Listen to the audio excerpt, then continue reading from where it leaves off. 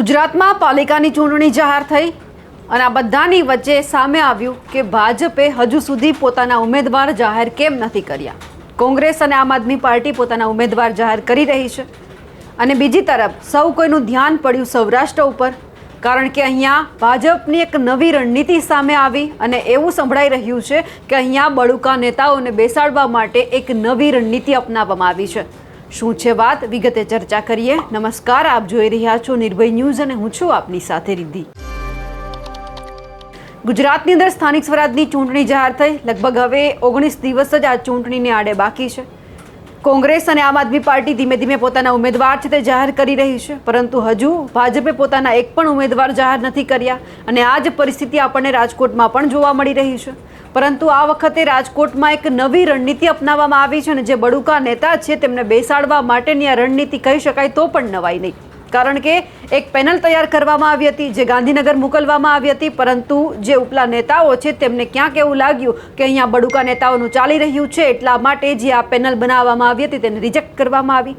હવે જ્યારે લગભગ ચૂંટણી ટાણે 19 દિવસ જેવું સમય બાકી છે ત્યારે કોંગ્રેસ અને આમ આદમી પાર્ટીએ કેટલાક ઉમેદવારોના નામ પણ જાહેર કરી દીધા છે। જો કે રાજકોટ શહેર ભાજપ હજુ એક પણ નામ જાહેર નથી કરી શક્યું અને એમાં પણ ગુજરાતમાં ક્યાંય જાહેર નથી થયો એ કાર્યક્રમ, એટલે સ્વાભાવિક છે કે રાજકોટમાં પણ બાકી રહેવાનો છે। પણ રાજકોટમાંથી તો એ સામે આવ્યું કે જે અગાઉ ઉમેદવારોની સંભવિત પેનલ બનાવવામાં આવી હતી તે હવે નવી બનાવવી પડશે, કારણ કે ગુજરાત ભાજપનું મોવડી મંડળ નવા જૂની કરવાના મૂડમાં હોય તેવું સામે આવ્યું। એનું કારણ એ સામે આવ્યું કે ઘણા બળુકા નેતાઓને બેસાડવા માટે આ પગલું ભર્યું છે। ભાજપે લગભગ દરેક સ્થાનિક સ્વરાજ્યની ચૂંટણીમાં સેન્સ પ્રક્રિયા પૂરી કર્યા બાદ જે તે શહેરમાંથી સંભવિત ઉમેદવારોની પેનલ તૈયાર કરવાનું ગાંધીનગરમાંથી કહેવામાં આવ્યું હતું, જેમાં રાજકોટ શહેરના હોદ્દેદારોએ પણ પોતાની પેનલ તૈયાર કરી હતી।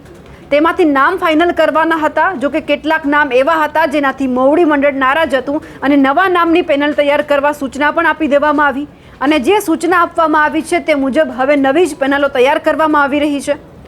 એક અંદાજ મુજબ તો એવું કહેવામાં આવી રહ્યું છે કે ઓછામાં ઓછા 40% અને વધુમાં વધુ 100% નો રિપીટ થિયરી અજમાવાય તેવું હાલના તબક્કે સામે આવ્યું। જોકે સૌપ્રથમ એવી વાત પણ સામે આવી હતી કે ગત વખતે ચૂંટણી લડેલા 40%ને આ વખતે ટિકિટ ન આપવી।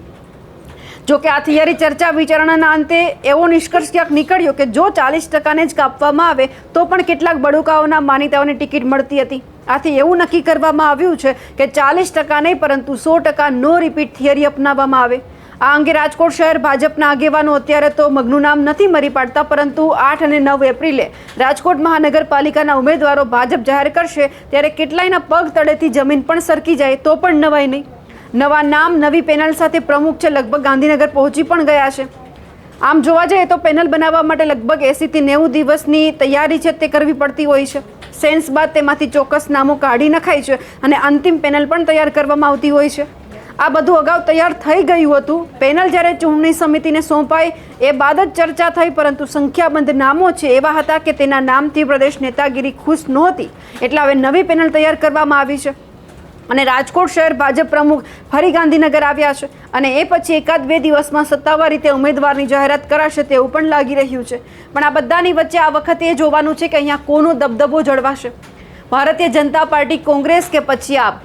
કોંગ્રેસની અંદર તો આપણે અત્યારે જોઈ રહ્યા છીએ કે જ્યારે ટિકિટ ફાળવણી કરી દેવામાં આવી છે, નામ ઘોષિત કરી દેવામાં આવ્યા છે તો વોર્ડ બાબતે માથાકૂટ ચાલી રહી છે। કોઈકને વોર્ડ નંબર 13માંથી નહીં, કોઈકને 12માંથી જોઈએ છે, 12માં આપેલી છે એવું કહી રહ્યા છે કે મારે અહીંયાથી નથી લડવી। એટલે સ્વાભાવિક છે, જો તમારે જનતાની જ સેવા કરવી છે તો પછી તમને કોઈ પણ વોર્ડમાં ઊભા રાખે તો તમારે ચૂંટણી લડી લેવાની હોય। આખરે તમારું કામ છે જનતાની સેવા કરવાનું, તમે એ જ લક્ષ્ય લઈને આવ્યા છો।